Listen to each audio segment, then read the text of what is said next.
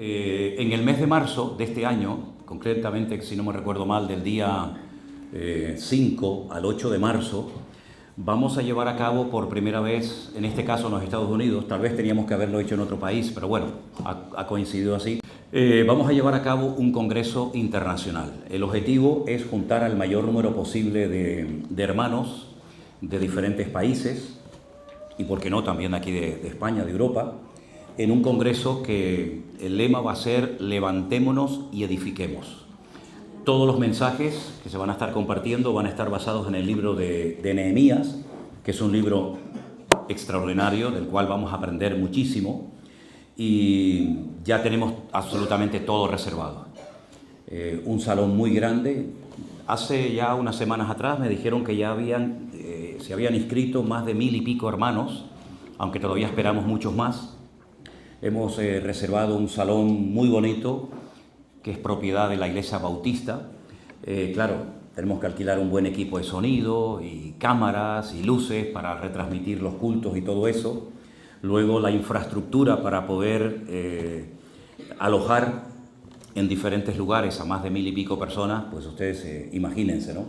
Entonces yo quiero animar a los que todavía no habían pensado, no se habían planteado el ir a este congreso, pues si tienes posibilidad, hermano, no te lo pierdas.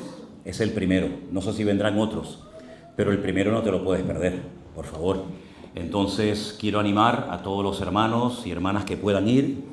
Yo sé que con esto de Trump y los permisos y las visas y todo esto hay un poco de problemas, pero podrías solicitar la visa con bastante tiempo y hacer todo lo posible por poder asistir a ese congreso. Allí vas a conocer a cientos de jóvenes de muchas partes del mundo y a muchos hermanos que a lo mejor ellos te han visto a ti por las redes, pero tú a ellos no los has visto. Entonces, repito, quiero animar a todos los hermanos que puedan ir. Y estamos orando por la rodilla de Marcos, que de tanto correr y de hacer el tonto, pues se le hincha, y me dijo el otro día, yo no puedo ir al congreso aunque me gustaría porque se me hincha la rodilla. Bueno, pues entonces yo les pido por favor a todos ustedes que oren para que no se le hinche la rodilla y para que pueda asistir. ¿Cuántos lo van a hacer? Pues ya sabe, vete comprando el billete.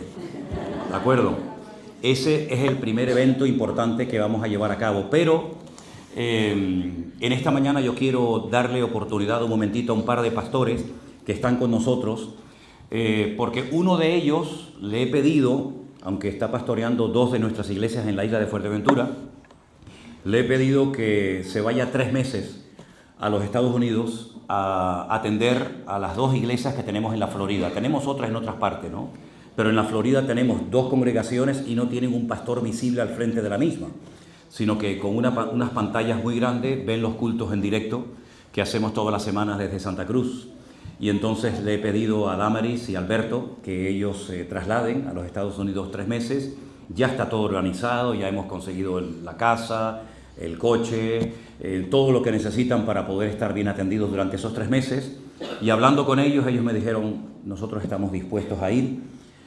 Tenemos a otro pastor, se llama Rey, que es de la República Dominicana, que se quedaría al frente de las 2 iglesias, la de Puerto del Rosario y la de Morro Jable, pero también iremos de vez en cuando a visitarle para no dejarle 3 meses 2 iglesias que él las atienda solo. Entonces yo voy a pedirle a Damaris y Alberto, que creo que están por ahí afuera, sí, ahí te veo, pasen por favor un segundito, despídanse de los hermanos, porque probablemente este sea el último día de la vida, no, perdón, de este año. Cuando vengan no van a hablar en español, van a hablarnos en inglés, entonces aprovechemos que todavía hablan en español, se van con la niña y estaremos orando por ellos. Amén, hermanos. Estaremos orando por ellos para que el Señor los use, los bendiga. Tenemos una iglesia en Orlando, tenemos otra iglesia en Miami, hay 4 horas en coche entre una y otra. A veces tendrán que viajar para atender a la iglesia, luego tendrán que viajar el mismo día, serían más de 8 horas en carretera, a menos que se quieran dormir, que se queden a dormir ese día allí.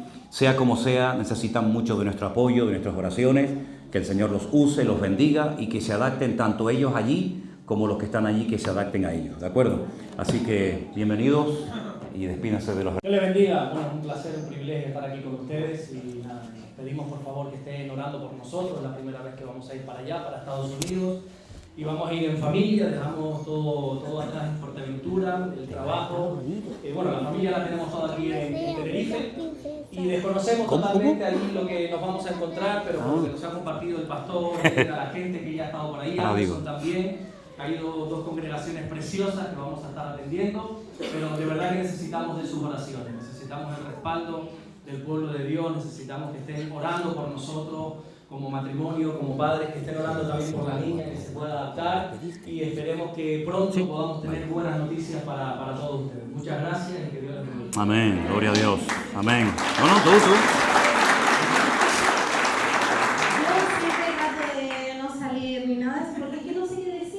Ore por nosotros. La verdad que hace muchos años nosotros decidimos servir al Señor. Amén. Y pues esto es parte de servir al Señor. Nos vamos a la aventura, esperemos que sea ir y venir. Vamos a ver. Vale, bueno, bendiciones a todos. ¿Tú querías decir algo? Sí. Bien. Hola a todos, ¿cómo están? Ella me dice, le dije, le pregunté ahora y le dije, ¿tú sabes que te vas a los Estados Unidos? Dice, sí, yo lo sé. Dice, me voy a ir a ver a las princesas. No sé qué rollo le han metido ustedes en la cabeza, pero ella va a ver las princesas. A ver si en la iglesia encuentras alguna, ¿viste? Ah, ¿quieres hablar? Venga. Las princesas reales. Ah, bueno, mejor que vea las de allí que no las de España, ¿viste? Un aplauso a los hermanos, que Dios les bendiga. Gracias. Amén. Gracias a Dios. Es sorprendente ver cómo el Señor ha dado crecimiento a la obra, porque dice la Biblia que unos siembran, otros abonan o riegan la semilla plantada, pero en definitiva el crecimiento quien lo da es Dios. Satanás no le da crecimiento a la iglesia. Satanás nunca va a traer prosperidad y bendición a la obra, y mucho menos a nuestras vidas, a título personal. La bendición, quien la da, es nuestro Dios, que es el Dios de toda bendición. Y cuando vemos que su obra crece, no es porque haya unos iluminados o unas personas especiales, sino es porque Dios ha dicho, y yo lo vengo diciendo desde el día de la pandemia, Dios con nuestro ministerio y con nuestras vidas, y estoy convencido, dijo, ahora. Nosotros no llevamos 4 días en esto, como ustedes saben perfectamente. Yo tengo la gran bendición de haber empezado en el ministerio muy joven. Aquí en el Puerto de la Cruz, cuando yo era soltero, yo vine a vivir al Puerto de la Cruz, no tenía ni donde caerme muerto y tenía que pedir durante horas. Allí a la salida de Santa Cruz, donde está la piscina municipal, la gasolinera esa que está ahí toda la vida, yo tenía que ponerme ahí a pedir autostop para poder venir al puerto aquí a predicar. No a esta iglesia, sino a otra, ¿no? Y a veces me cogía un coche y me dejaba en Santa Úrsula o me dejaba en la laguna y tenía que coger otro y así. Y podría contar muchas anécdotas y experiencias que me pasó en esos viajes, tanto de ida como de vuelta. Y a veces se me hacía muy de noche y claro, ya de noche meterme en la carretera a pedir autostop pues era un rollo, ¿no? Entonces me quedaba a dormir en un banco de la iglesia, allí en el Puerto de la Cruz o en cualquier sitio, ¿no? Y he visto cómo la obra ha crecido, cómo la obra se ha multiplicado, cómo gente que no eran ni convertidos, hoy en día son convertidos. De alguna manera u otra están sirviendo al Señor, involucrados en la obra, aquí en Santa Cruz o en cualquier otro lugar. Por ejemplo, Damaris, la esposa del pastor Alberto, que yo esta mañana le di paso, pues yo la conocí desde el vientre de su madre. Con eso les digo todo. Esto era íntima amiga de mi hija Priscila, porque las dos tienen más o menos, creo que la misma edad, ¿verdad? Entonces, el crecimiento siempre lo da el Señor. Y a Él le debemos que dar siempre toda la gloria y toda la honra y todo el reconocimiento. Yo a Marcos, por ejemplo, lo llamaba el hermano bombero. Marcos fue bombero durante muchos años. No sé si ustedes hoy es taxista, pero Marcos fue bombero. Marcos era de los que llegaba tarde al culto y se iba el primero. Siempre fue así. Llegaba tarde, cuando se decidía entrar, entraba. Y cuando terminaba el culto, si Marco no se fue, porque como él vivía en una zona de muy mal aparcamiento, él tenía la obsesión de que si llegaba tarde no podía aparcar. Entonces se iba corriendo, era el hermano bombero. Y mira, ahora tiene que ser el primero en llegar y el último en irse. Las paradojas y el humor del Señor, ¿no? Y cuando llegamos a este lugar, a este terreno, esto no existía. Esto era un terreno baldío. Cuando entramos la primera vez a esta propiedad, esto era un nido de ratas, pero literal, ¿eh? Aquí había ratas, hermanos, para dar y vender. Con todo respeto, los chinos aquí se hubieran puesto las botas. Era increíble. Y alquilamos este lugar y nos hacía tanta ilusión estar en este lugar, que nos veníamos, Elena y yo, con las niñas, los días entre semana, y poníamos allí una tienda de campaña, y allí nos quedábamos a dormir en una tienda de campaña, mientras oíamos a un señor que vivía aquí enfrente, haciendo todo tipo de voces, y bueno, era algo tremendo, hasta que ya yo pasé un día enfrente y ya no se quedó más enfrente, ¿no? Pero esto no existía. El lugar de culto era aquí, donde están las habitaciones, y allí estuvimos no sé cuánto tiempo. Pero antes de eso, tuvimos un pequeño local en una calle que se llama, si no recuerdo mal, la Cruz de los Martillos. Claro, como aquí en Tenerife hay tantas cruces, la Cruz de la Cebolla, la Cruz Santa, la Cruz de los Martillos, estábamos en la Cruz de los Martillos. Y allí estuvimos, hasta que un día un hermano dijo, oye, hay un lugar que alquilan en el Puerto de la Cruz y tal, y yo vine a verlo con el dueño. Pero es que antes de estar en ese local de la Cruz de los Martillos, estuvimos en el Hotel Orotava, en el Puerto de la Cruz, haciendo unos cuantos cultos. Íbamos, montábamos todo, desmontábamos, salíamos corriendo para el culto de Santa Cruz por la tarde, luego volvíamos otra vez durante la semana. Pero es que antes de estar en el Hotel Orotava, estuvimos en una casa particular de unos hermanos, que fue donde nació esta iglesia. Claro, muchos de ustedes han venido aquí y ya se lo han encontrado todo hecho, pero es bueno recordar los inicios, es bueno recordar los principios, tanto para los viejos como para los nuevos, para que valoremos hasta la silla en la que está sentado, que por cierto veo que son sillas diferentes, ¿no? Ya no son aquellas sillas verdes, ahora son más bonitas, ¿eh? Y en la casa de Ángel y de Damaris, en el Enicó de los Vinos, veníamos una vez a la semana con una ilusión, veníamos con unas ganas, y veíamos que esas reuniones en el salón de la casa de Damaris y de Ángel, que por cierto no veo a Ángel ahora a la mañana, no se fue de la iglesia, ¿no? No, porque Ángel para irse a la iglesia, antes te vas tú y yo. Y allí empezamos la obra, y como crecía, ya no cabíamos, nos fuimos al hotel y etcétera, ¿no? Yo le estoy muy agradecido a ellos dos, y me gustaría que hoy, en este primer culto del año, o en este primer domingo del año, le diéramos gracias al Señor, pero también le diéramos las gracias a ellos, porque ellos abrieron su hogar, y por haber abierto su hogar, hoy nosotros estamos en este lugar alabando al Señor. Así que demos un fuerte aplauso y gracias de todo corazón. Gloria a Dios. Así que le dices a Ángel muchas gracias.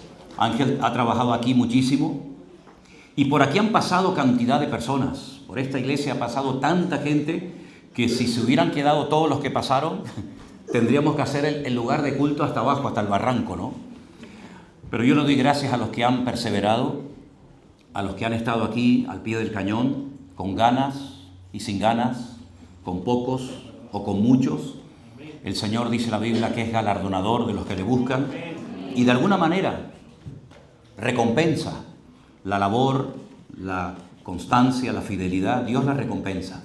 Y alguien, cuando estábamos ya a punto de terminar los días aquellos de la pandemia, cuando comenzó el Señor a dar un crecimiento y comenzó un mover espectacular en nuestro ministerio, pues alguien me dijo, un pastor por cierto, me dijo que cuando terminara la pandemia, todo este mover y toda esta ilusión y todas estas personas, hablo de miles de personas que se ponían en contacto con nosotros, pues ya dejarían de hacerlo y se olvidarían.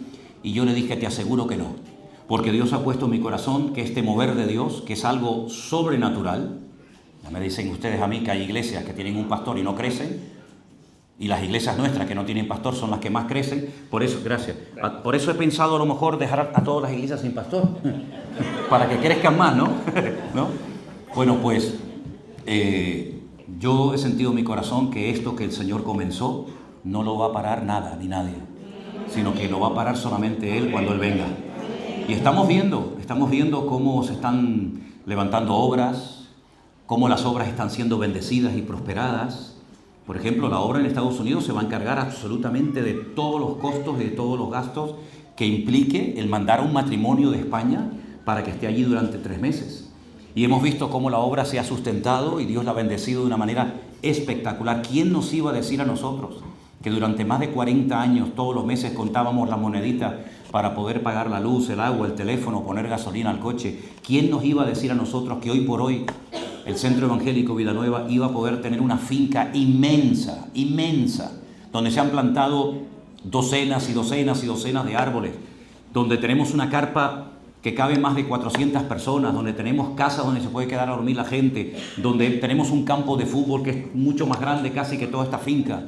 ¿Quién nos iba a decir? Y 2 pisos, que también la iglesia Centro Evangélico Villanueva tiene 2 pisos hermosos que ha podido comprar para que se queden obreros, para que se queden matrimonios, para que se queden estudiantes que van a ir. ¿Quién nos iba a decir a nosotros? Una iglesia que, como en nuestro caso, no sé en Puerto, pero en nuestro caso nosotros antes de la pandemia incluso llegó un tiempo, y Armando lo sabe porque es uno de los tesoreros del ministerio, que a veces debíamos hasta 3 meses de alquiler, hermano. 3 meses de alquiler, no teníamos dinero para pagar el alquiler del local en Santa Cruz, que es alquilado. Pero no solamente eso, sino que además ustedes saben que aquí en España cada 3 meses hay que pagar lo que se llama el IRPF, que son las retenciones que hay que pagar la Hacienda. Entonces, cuando llegaba el trimestre y llegaba el IRPF, que es algo que le encanta a Marcos, pues decíamos, Dios mío, ahora el alquiler y encima el IRPF. Y me acuerdo que un día me llamó el administrador, que ya se murió. Sí, el pobre, pero ya no me ha llamado más. Así que Dios lo tenga en su gloria, ¿no? Pero me llamó y me dijo, oye, ya no más, ya deben 3 meses, pero él no sabía que no habíamos pagado el IRPF. Entonces, como yo generalmente nunca hablo de dinero, aunque a veces hay que hablarlo y decirlo, porque también hay que hablar del dinero y de la economía, ¿o no? Pues por supuesto que sí. ¿Por qué no vamos a hablar de dinero? Si hasta la palabra dinero está en la Biblia, ¿no? Pues me subí a un púlpito un domingo a la tarde y le dije a los hermanos de Santa Cruz, hermanos, les anuncio que debemos 3 meses, ya me han llamado. Era un sin vivir, Yo siempre estaba preocupado, no se puede pagar esto, no se puede pagar lo otro, ni Biblias podíamos comprar para regalar, y era un sin vivir. Yo lo pasaba fatal, porque ¿a quién llamaban? A mí. Y tenemos que orar para que el Señor haga un milagro y para que el Señor provea los 3 meses, además debemos los IRPF, el impuesto Hacienda, etcétera, etcétera. Y me pongo a predicar. Generalmente, y ahora lo van a aprender ustedes en la Escuela Bíblica en Alicante, cuando uno predica o comparte, uno tiene que tener la tendencia de mirar a todos los ángulos del auditorio. No puedes estar como algunos pastores predican y se pegan 30 minutos predicándole a este. Y claro, ya el pobre está ya que no sabe ni dónde meterse. Yo me crié con un pastor que él predicaba todo el sermón mirando al techo. Y muchos hermanos, al principio, ya después ya nos dimos cuenta de que él era así, pero nosotros pensábamos que él tenía el sermón escrito en el techo. Porque él predicaba así, porque hermanos, porque hoy, y mirábamos así, y decía, ¿para quién está mirando este hombre, no? A mí me enseñaron, y creo que lo suelo hacer, es mirar a todo el mundo, ¿no? Pero ese domingo no lo pude hacer. Ese domingo, a mano derecha, donde están ustedes ahora, más o menos como a la mitad del pasillo, hablo de la iglesia nuestra en Santa Cruz, había un señor muy alto, muy corpulento, que no lo había visto nunca en el culto. Y mis ojos durante la alabanza, porque yo también tenía que dirigir la alabanza porque no teníamos músicos, nada, ni aquí ni en Santa Cruz, pues durante la alabanza y durante la predicación siempre se me iban los ojos a él. Y era una cosa extraña, ¿no? Porque, vuelvo a repetir, hay que mirar en todas direcciones. Cuando termina el culto, Armando se me acerca y me dice, oye, hay una persona que ha dado un dinero y con ese dinero cubrimos todo lo que debemos. Todo lo que debemos, que es un pastón. 1.500 por 3 que vale el alquiler, ¿cuánto es? Más el IRPF, estamos hablando de un dineral. Y yo le dije a Armando, Porque Armando se le cambió la cara, estaba como blanco, no se lo creía, ni él se lo creía, ¿no? Y le digo, oye, ¿no habrá sido un señor alto, muy corpulento que te dio un sobre? Y me dijo, sí, ese es. Bueno, pues voy a por lo menos acercarme a él a darle las gracias. Ya prácticamente la gente se había marchado a la iglesia, pero él se quedó en el pasillo de la iglesia, de pie, mirando hacia el púlpito, y yo vengo por detrás de él y le toco en el hombro. Él se gira, era un hombre enorme, ¿eh? Y le digo, muchísimas gracias, quiero darle las gracias de todo corazón como pastor de la iglesia, porque me he enterado que usted ha dado un dinero, y justamente es el dinero que tenemos que pagar sí o sí, tanto al alquiler como a Hacienda, ¿no? Y no me dice nada. Y claro, yo quería sacarle un poco de conversación, y le dije, pues una vez más le doy las gracias. No me respondía. Y le digo, pero ¿usted cómo se llama o de dónde ha venido? Porque nunca lo había visto aquí. Y me dice, ¿por qué me preguntas cómo me llamo? Si hoy estoy aquí y mañana estoy allá. La sensación que yo sentí mientras él me hablaba no la puedo describir con palabras. Te estoy contando lo que me dijo, pero no lo que sentí. No lo puedo transmitir con palabras. ¿Por qué me preguntas cómo me llama y de dónde soy o de dónde vengo si hoy estoy aquí y mañana estoy allá? Y le dije, está bien. Le di la vuelta, me fui. Nunca más este hombre vino a nuestra iglesia. Nunca más vino a la iglesia, ni lo vi, ni en la iglesia, ni en la calle, ni en ninguna parte. El Señor evidentemente hizo un milagro. El Señor utilizó a esta persona para sorprendernos, y por eso hemos visto desde el primer día que nació esta obra la mano del Señor de una forma tremenda. Y como el Señor no cambia, es inmutable, cuando Él hace algo es el botón de muestra de lo que va a seguir haciendo. Él no añade maldición con la bendición, dice la palabra. Es decir, ¿qué es lo que será? Pues lo mismo que fue. Pero esto no solamente es aplicable a la hora de estudiar profecías, que solemos utilizar ese texto, ¿no? Hermano, ¿qué es lo que será? Pues lo mismo que fue. No, aplícalo todo. Si Dios me bendijo, Dios me seguirá bendiciendo. Si Dios me ayudó, Él me seguirá ayudando. Si el Señor me abrió una puerta, me seguirá abriendo puertas. Porque Él no cambia, Él es el mismo ayer, hoy y por los siglos. Entonces es importante tener memoria de lo que hay que tener memoria, ¿eh? Hay cosas que mejor es olvidarlas y no hablar nunca más de ese tema. Pero hay otras cosas que no podemos olvidar.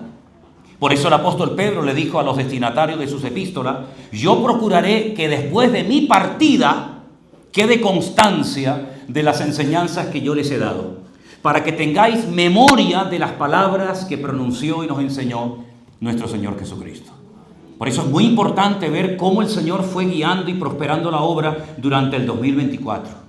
Qué puertas se abrieron, cómo el Señor se movió, cómo el Señor nos fue mostrando cómo resolver esta situación o aquella. Porque ese ha sido el botón de muestra de lo que Dios va a seguir haciendo, pero no igual.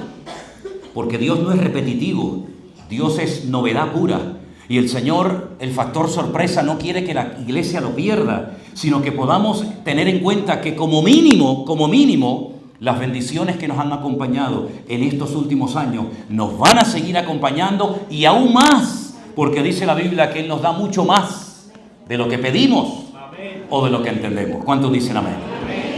Antes, esta no es la palabra, esta no sé por qué estoy diciendo esto, dije todo esto, aún no he predicado, pero escúchame. Quiero felicitarles a todos ustedes, de verdad, de todo corazón, porque ¿tú también te vas a bautizar? No, como te vi ahí vestida de negro, digo, mira la oveja negra allí, ¿no? No, es un broma. Todos son adultos, todos son personas grandes que saben lo que van a hacer y eso es muy bonito, porque bíblicamente el bautismo no es para niños, no es para infantes. No es para cumplir con una tradición, ¿verdad? Bueno, papá, mamá, el abuelo. No, esto es un mandato bíblico y los mandatos bíblicos los tienen que cumplir personas que quieren cumplirlos y que los entienden y los quieren poner en práctica. Entonces yo les felicito porque ustedes son adultos y han llegado a la conclusión de que ese mandamiento, que es tan importante como cualquier otro, hay que ponerlo en un momento determinado de la vida en práctica, ¿no? Y yo les felicito por este paso que van a dar. Antes que se me olvide, ¿quién es el que atiende así más o menos aquí la zona? Hoy no veo a Ángel, pero más o menos el que tú tienes aquí para ayudarte un poquito así en las cosas. José María. José María, ¿dónde está José María? búscate un martillo. ¿Tienes un martillo a mano? Tienes que buscar un martillo y vete rompiendo la capa de hielo que está encima del agua de la piscina, de la piscina.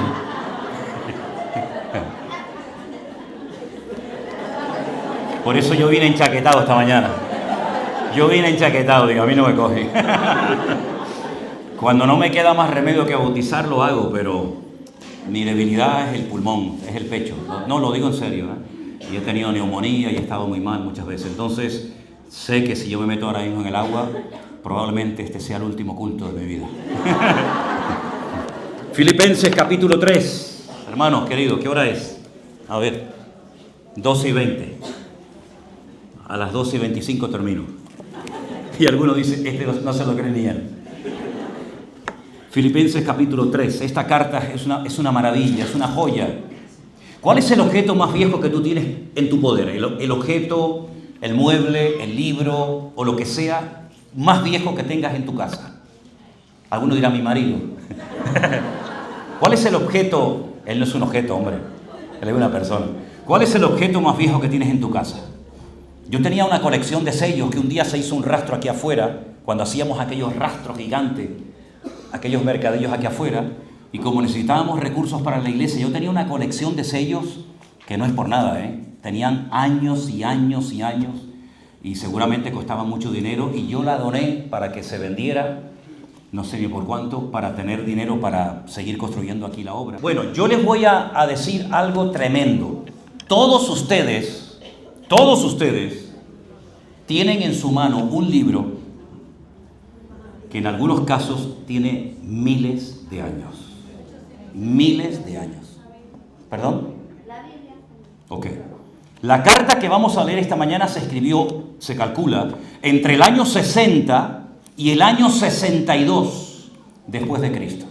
Es decir, estamos hablando de casi 2000 años tiene esta carta que vamos a leer un trocito en esta mañana. ¿Qué le parece?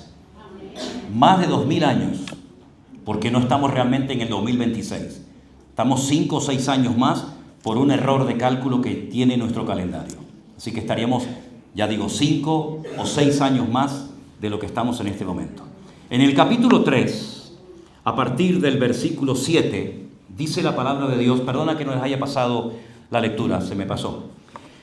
Cuantas cosas eran para mí ganancia, las he estimado como pérdida por amor de Cristo.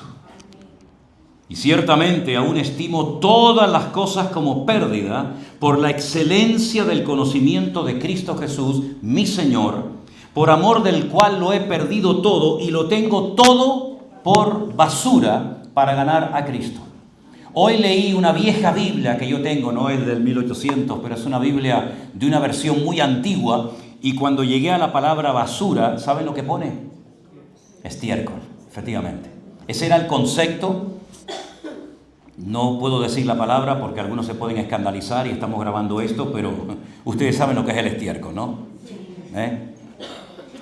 Ese era el concepto que Pablo tenía de todas aquellas cosas que le podían abrir puertas en la vida. De todo lo que en un momento determinado a algunos le hubiera gustado tener y nunca tuvieron. Pero para él dice, todo lo que a mí me puede abrir puertas, todo lo que me puede producir algún tipo de beneficio personal o de ganancia, para mí lo tengo todo por estiércol, por basura, para ganar a Cristo. Dice el versículo 9, y ser hallado en él, no teniendo mi propia justicia, que es por la ley, sino la que es por la fe de Cristo, la justicia que es de Dios por la fe, a fin de conocerle y el poder de su resurrección y la participación de sus padecimientos, llegando a ser semejante a él en su muerte, si en alguna manera llegase a la resurrección de entre los muertos. Y ahora dice el apóstol Pablo, no que lo haya alcanzado ya, ni que ya sea perfecto, sino que prosigo para ver si logro hacer aquello para lo cual fui también nacido por Cristo. Hermanos, yo mismo no pretendo ya haberlo alcanzado, pero una cosa hago, escuchen, olvidando ciertamente lo que queda atrás y extendiéndome hacia lo que está delante. Prosigo a la meta, al premio del supremo llamamiento de Dios en Cristo Jesús. ¿Cuántos dicen amén? Pues Pablo, si tú no lo has alcanzado, y si tú no has llegado a la meta, y si tú todavía no has llegado a ese conocimiento al cual dices que quieres llegar, imagínate nosotros. Porque esta carta, que dije al principio que se escribió entre el año 60 y 62 de la era cristiana, se escribe desde la cárcel. Pablo no la está escribiendo desde una playa en el Caribe, en su mejor momento, o en su tiempo de juventud, o de esplendor ministerial. Él la está escribiendo cuando ya es una persona con una edad, muy cascado por la vida, muy apaleado por la cantidad de sufrimientos y de padecimientos que tuvo que padecer por la causa de Cristo y del Evangelio. Y él la está escribiendo desde la cárcel. Algunos piensan que Pablo no salió de la cárcel, sino que él entró y de ahí ya no salió. Hay otros comentaristas, otros que opinan que sí, que él logró salir y luego ya en el segundo encarcelamiento ya fue el definitivo, cuando ya después terminan martirizándolo. Sea como sea, él, su estancia en la cárcel no se cruza de brazos, sino que él se dedica, si no a escribir, por lo menos a dictar cartas.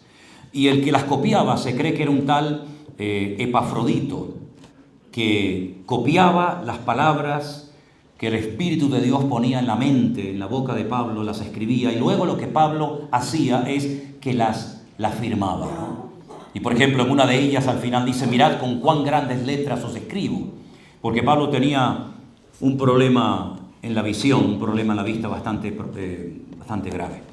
Sea como sea, Pablo escribe esta carta desde la cárcel, le escribe otra carta a los Efesios, pero la diferencia es que esta carta se la escribe solamente a los filipenses, pero la carta a los Efesios dice: cuando ustedes lean la carta en la iglesia, mándenla a las otras iglesias de alrededor. ¿Y cuáles eran las iglesias de alrededor de Éfeso? Pues Esmirna, Pérgamo, Tiatira, Sardis, Laodicea, etc. Y esa es la gran diferencia, pero también se escribió desde la cárcel. Luego escribe otra carta a los Colosenses, una iglesia que estaban desviándose doctrinalmente hablando, que incluso llegaban a darle culto a algunos ángeles. Y después escribe una carta personal muy bonita a su amigo Filemón, el cual había tenido un problema con un esclavo que se le había escapado y que le había robado algo de dinero. Pero en esta carta de los filipenses, el apóstol Pablo es muy claro y dice: hermanos, yo tengo una meta, yo tengo unos objetivos delante de mí que aún confieso que no los he alcanzado. Yo no sé cuáles son tus metas como creyente. No te hablo como estudiante o como empresario, si es que lo eres. Te hablo de tus metas, tus objetivos como creyente. Lo primero que tienes que tener en cuenta es si esas metas, si esos objetivos coinciden con el plan, con el diseño de Dios para tu vida. Porque está bien tener planes, está bien tener sueños, está bien decir: oye, me gustaría esto, me gustaría lo otro, pero pregúntate siempre: ¿esto entra dentro de la voluntad de Dios? Porque puede ser que sea una buena idea, pero no el momento. Cuidado. Moisés, cuando era joven, cuando tenía más o menos 40 años, él creía que el pueblo iba a reconocer su liderazgo. Él pensaba que el pueblo lo iba a apoyar y por eso él sale a la calle y separa a aquellos dos que estaban peleando. Uno de ellos era egipcio y la Biblia dice que lo separó con tal fuerza que lo mató. Pero él pensaba que el pueblo iba a decir: oye, este hombre está por nosotros, nos quiere defender, este es un Mesías, es un libertador. Sin embargo, el pueblo no lo reconoció. ¿Y cómo voy a estar yo en un sitio donde la gente no me apoya y no me reconoce? Nosotros no somos como estos presidentes que sabe que el pueblo no lo apoya, pero a pesar de eso siguen estando ahí. Nosotros no. Y él tiene que huir 40 años. La intención era buena, pero no era el momento. Entonces, hay cosas que a lo mejor tú tienes en tu corazón hacer, que son buenas, son bíblicas, pero no es el momento. No estás preparado. Tienes que crecer, tienes que madurar, tienes que fortalecerte en la fe, etcétera, etcétera. Entonces, asegúrate siempre que lo que quieres hacer para el Señor, el sueño, el proyecto, el plan, el objetivo en tu vida, coincida con la voluntad de Dios. Pero una vez que tengas esa seguridad, esa certeza personal, pues esfuérzate para poder llegar a ese objetivo. Tal vez es servir al Señor algún día, en la obra, a tiempo completo. Tal vez sea formar una familia, gloria a Dios. Tal vez estás en este momento interesado o enamorada de una persona, que no digo que no sea la persona idónea para tu vida, pero que a lo mejor no es el momento. Así que no presiones, no empujes, no obligues, no fuerces a una persona a ver lo que tú dices que has visto, pero la otra no lo ha visto. ¿Te das cuenta? Entonces es muy importante ir al paso, al ritmo que el Señor nos marca. Pero sea como sea, Pablo dice, yo no he alcanzado todavía esos objetivos, porque en otra carta, no en la carta a los filipenses, sino la carta a los romanos, que es la más profunda, junto con Gálatas, que Pablo escribe, él dice, hermanos, tengo un problema personal. Y lo admite, y no solamente lo cuenta en aquella época, sino que a lo largo de los 2000 años que tiene la iglesia actualmente, todos los cristianos del mundo, da igual de la iglesia o de la denominación que pertenezcan, todos los cristianos del mundo nos hemos enterado, no por un chivato, no por alguien que dice, ven que te voy a contar una cosa, sino porque él mismo dijo, hermanos, estoy haciendo cosas que no quiero hacer. Y lo que quisiera en el fondo hacer, no lo estoy haciendo. Miserable de mí. ¿Quién me librará de este cuerpo de muerte? Pero después termina diciendo, pero no soy yo, sino el pecado que mora en mí. Qué tremendo, ¿no? Un apóstol de la talla, del calibre, de la envergadura de Pablo, diciendo el pecado que mora en mí. Él todavía tenía luchas personales muy grandes y las admite, no las oculta. Pero después dice, pero ninguna condenación hay para los que están en Cristo Jesús, los que no andan conforme a la carne, sino conforme al Espíritu de Dios. Y entonces arranca en el capítulo 8 a decir, yo les voy a decir cómo tenemos que vivir los cristianos, viviendo en el Espíritu, y da un capítulo 8 que es una maravilla. Apréndanse de memoria el capítulo 8 de Romanos, por favor, este año, apréndanselo. ¿Cuántos lo van a intentar por lo menos? Pregúntale a tu mujer, oye, dime el 3, dime el 4, a tu hijo, a tu hermano, quien sea. Apréndanse el capítulo 8 de la carta a los romanos, es una maravilla, para que el día que no tengamos Biblia, por lo menos podamos decirnos capítulos los unos a los otros que hemos aprendido de memoria, ¿verdad? Pablo dice, yo tengo una meta, y la meta es primeramente, como dice aquí, conocerle. ¿Cuánto conocemos de Cristo a estas alturas del camino, hermano? ¿Cuánto conocemos del Señor? Yo creo que todavía queda mucho por conocer de Él, ¿sí o no? Toda la eternidad nos va a llevar a conocer al Señor. La meta de Pablo era, yo quiero conocer al Señor que me llamó. Aquel que me asió, aquel que me agarró, yo quiero conocerle, y no solamente conocerle, sino quiero participar del poder de su resurrección. Porque si hubo un poder tremendo que se manifestó en la vida del Señor Jesucristo, fue el poder de la resurrección. ¿Cuánto poder tiene que haber para resucitar a un muerto?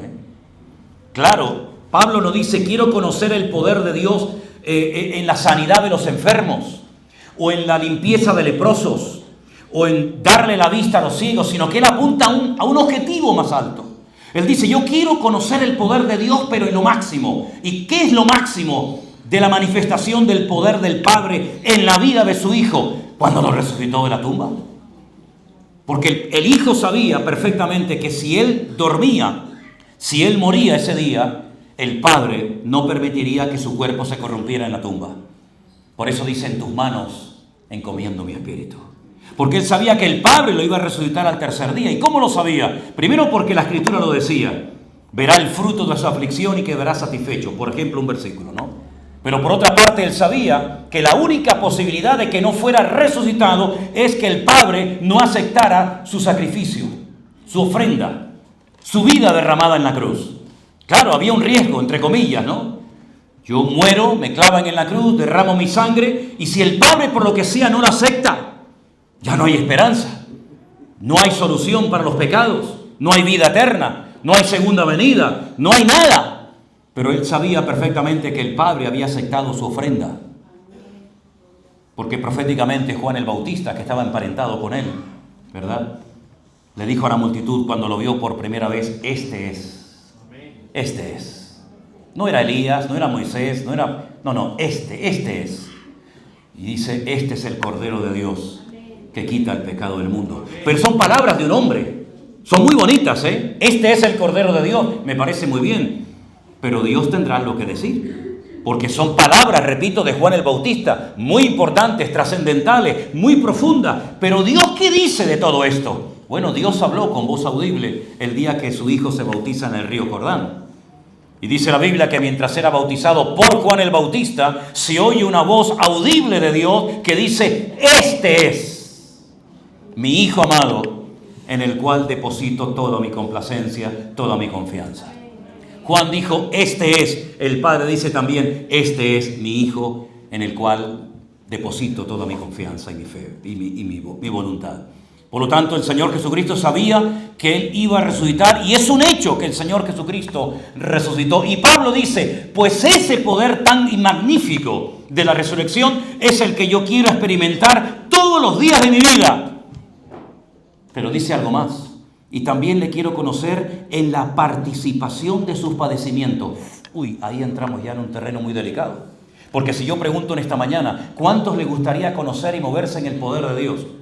Todos levantarían la mano. ¿Cuántos quieren conocer más y más y más y más profundamente al Señor? Todos levantarían la mano. Pero ojo, la pregunta que voy a hacer ahora: ¿cuántos quieren experimentar los mismos vituperios, las mismas humillaciones y los mismos padecimientos que el Hijo de Dios padeció? Llegando a ser semejante a Él en su muerte. El hombre es semejanza de Dios. Y Pablo quiere ser semejanza de Cristo en su vida y en su muerte.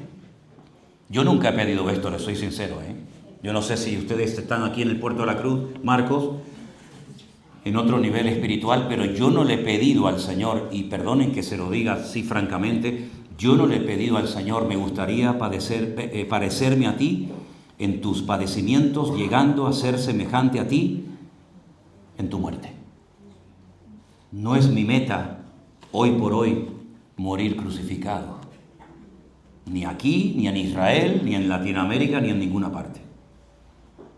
Pero este era el objetivo de Pablo. Ahora entienden por qué cuando alguien quería trabajar con Pablo, él era tan exigente. Porque lo mismo que me va a pasar a mí, probablemente es lo mismo que le va a pasar a todos los que estén conmigo. Ahora entienden por qué simplemente un muchacho un día dijo: no, yo no te voy a acompañar en el segundo viaje. O yo me voy a mi casa antes de que termine el primero.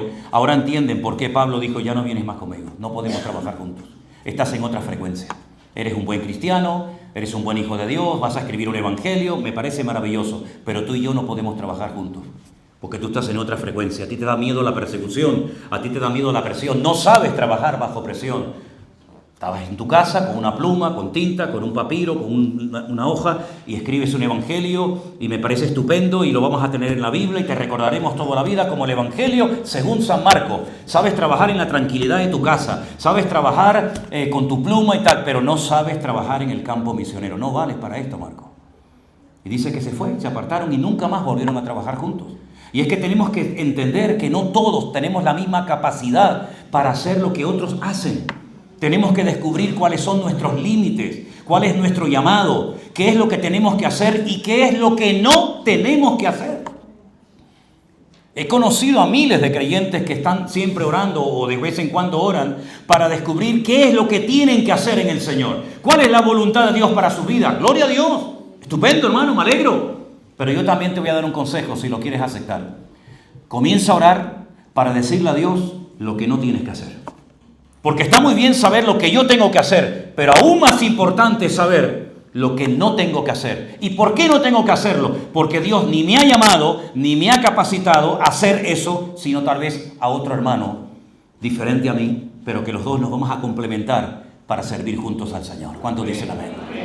Y finalmente, Pablo dice: yo prosigo a la meta, yo sigo adelante, porque olvido las cosas del pasado y me extiendo hacia lo futuro, prosigo la meta al premio del supremo llamamiento. Nuestro premio no lo va a dar la iglesia. No sé si ustedes van a recibir, en algunas ocasiones lo damos, otras no sé, un diplomita como recuerdo de un día de bautismo que han tenido. Me parece estupendo, pero el premio, la recompensa genuina que nada ni nadie nos puede arrebatar, es el premio que Dios nos dará cuando lleguemos a su presencia. Corre de tal manera y esfuérzate de tal manera en el reino de Dios que cuando lleguemos a la meta no solamente nos conformemos con que nos abran la puerta y nos dejen entrar, sino que recibamos un galardón, un premio.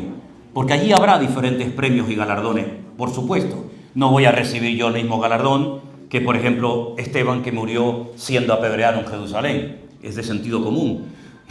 No voy a recibir yo el mismo galardón que va a recibir los apóstoles. Los 12 apóstoles, no los miles de apóstoles que hay por ahí por el mundo, que no son apóstoles ni nada, ¿no? Yo entiendo que Dios nos va a recompensar a cada uno según la labor que hayamos hecho, pero hagámosla de tal manera que lo que hagamos glorifique a Dios y no nos glorifique ni nos exalte a nosotros. Por eso métanse en la cabeza desde los primeros días de este año que recién comienza 2026, todo el crecimiento, toda la bendición, todo lo que hemos visto con nuestros ojos y veremos, todo es producto de la gracia y de la misericordia de Dios. No hay nada especial. Nosotros somos instrumentos de barro utilizados temporalmente por la misericordia y por la gracia de Dios, pero no hay ningún mérito personal, es nuestro deber. Es más, después de haber acabado todo, considerados, dice la Biblia, siervos inútiles, porque eso es lo que somos, simplemente siervos, esclavos del Señor Jesucristo. Y yo espero que en este año 2026, y lo anhelo, porque llevo años orando por esto, que de aquí, de entre nosotros también, se levanten obreros, familias que quieran servir al Señor. También soy consciente, soy perro viejo en esto, que no todo el mundo vale para estar en la obra. Porque cuando no es el niño es el trabajo, cuando no es el trabajo es el dinero, cuando no es el dinero es el marido, cuando no es el marido es la mujer, cuando no es la mujer es la suegra, cuando no es la suegra es el jefe del trabajo. Siempre parece que ocurre algo, pero te voy a decir una cosa, la mejor decisión que yo tomé a los pocos meses de convertirme, y además Dios la confirmó evidentemente, fue servir al Señor. Es la mejor decisión que he tomado en mi vida. Dios me agarró así por los pelos, porque si no me hubiera puesto a mí en primera línea el Señor desde muy joven, probablemente yo hoy o estaría en el mundo o estaría muerto. Así es que pon tu vida al servicio del Señor. Yo veo que hay mucha juventud en esta mañana, en este salón, y yo les animo a todos ustedes, no dejes que nadie se interponga en tu relación con el Señor. El Señor tiene que ser lo primero, pero no solamente decirlo, sino llevarlo a la práctica. Y a veces tendrás que llorar, pero esas lágrimas el Señor las va a recompensar. Porque generalmente los que lloran por motivos bíblicos, siempre de una manera u otra han sido bendecidos. Pero los que lloran por motivos que no son bíblicos, sino más bien carnales, las desilusiones son tremendas. Así que les invito a todos a orar en esta mañana, cerremos nuestros ojos y vamos a prepararnos para celebrar este acto de bautismo, donde hermanos van a dar testimonio de su fe en el Señor Jesús. Hermanos, en esta mañana van a bajar esas aguas diciendo: quiero dejar atrás mi antigua vida, porque he entendido el Evangelio, porque ya no vivo yo, mas vive Cristo en mí.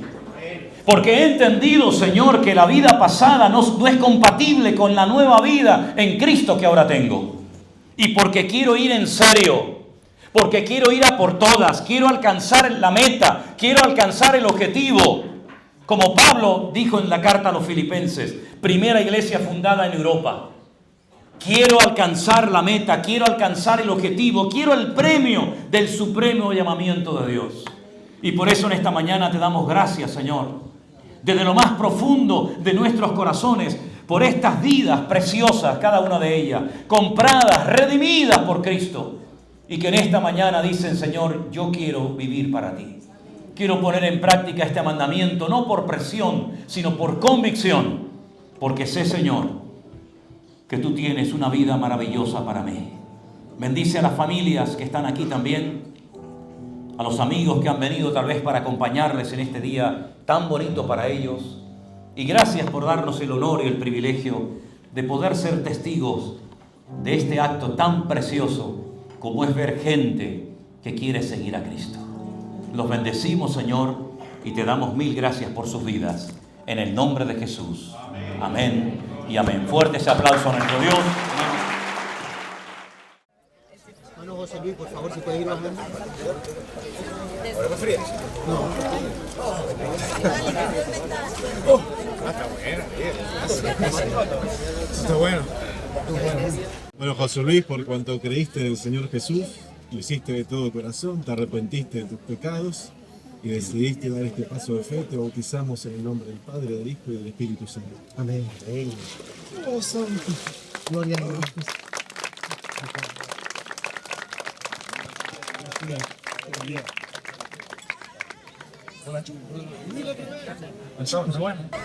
Muy bien, hermanos. Nuestro hermano Walter está dando testimonio de que él está arrepentido, de que aceptó a Cristo como su Salvador. Y hoy queremos bautizarlo delante de todos ustedes en el nombre del Padre, del Hijo y del Espíritu Santo.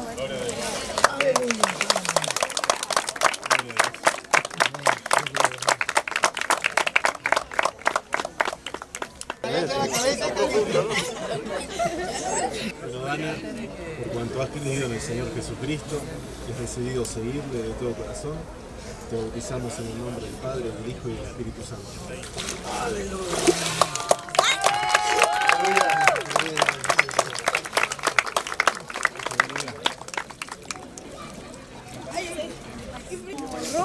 Ver a uno de estos jóvenes, ¿verdad? Nacer en la iglesia, cómo el Señor obra en sus vidas y ver este paso, yo creo que para los padres es un privilegio porque se ve el fruto y el esfuerzo de ellos, ¿no? De lo que ha sembrado. Instruye al niño en su camino, como dice la palabra, y yo creo que esto ha sido el ejemplo, tanto de él como de Dana también que pasaba. Y hoy queremos bautizarte por cuanto has creído en el nombre del Señor Jesucristo, en el nombre del Padre, del Hijo y del Espíritu Santo.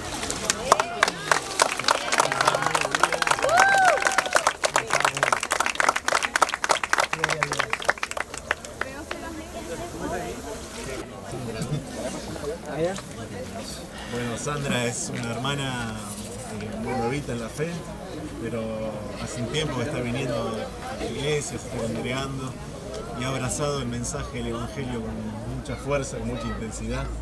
Y por cuanto has creído en el nombre del Señor Jesucristo, te bautizamos en el nombre del Padre, del Hijo y del Espíritu Santo.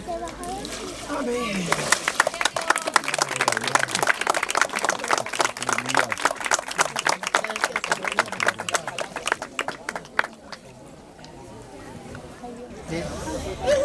¿Está buena, no? Sí, buenísima.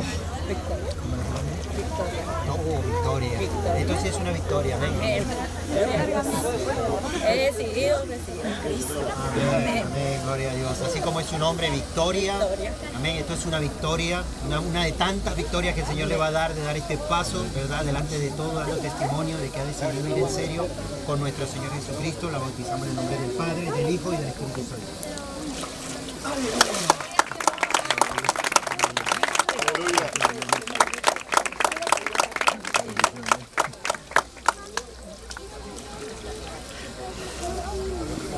Vamos a bautizar en el nombre del Padre, del Hijo y del Espíritu Santo. ¡Aleluya!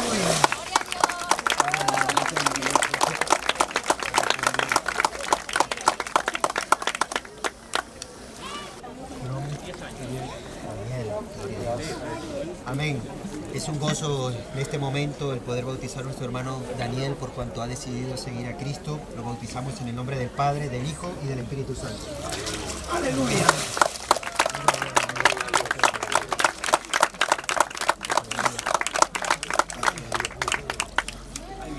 Brian es de acá, de la iglesia, bueno, de la iglesia nuestra también, se congrega acá en el Puerto de la Cruz. Y por cuanto ha creído en el Señor Jesús, lo bautizamos en el nombre del Padre, del Hijo y del Espíritu Santo. ¡Aleluya!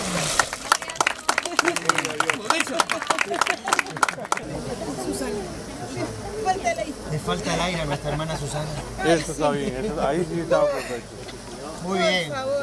Es un gozo el poder bautizar a nuestra hermana Susana en este momento, delante de todo, dando testimonio de que ha decidido seguir a Cristo. Así que la bautizamos en el nombre del Padre, del Hijo y del Espíritu Santo.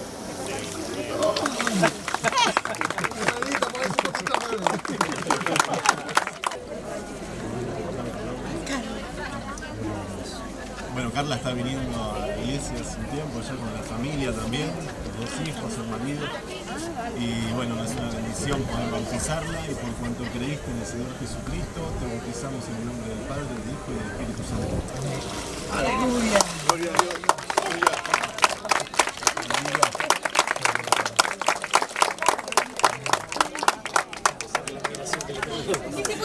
Esto es una bendición muy grande porque aquí donde ustedes ven a José, lleva mucho tiempo conociendo al Señor, ¿sabes? Pero él ha entendido que este es el momento, este es el tiempo.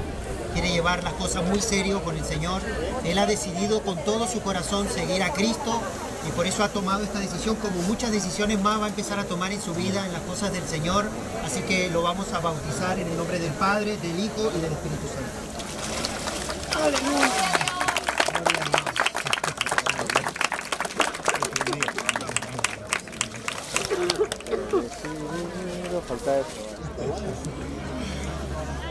Qué rico. Bueno, Ana lleva unos meses que se entregó al Señor y está conociendo el Evangelio, la palabra de Dios, y desde que empezó a venir a la iglesia ha sido tocada por el poder del Espíritu Santo, y por cuanto ha creído en el nombre del Señor Jesucristo, la bautizamos en el nombre del Padre, del Hijo y del Espíritu Santo. ¡Aleluya!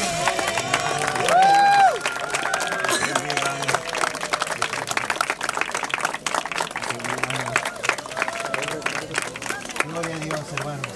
¿Alguien más? Si no, ya nos vamos.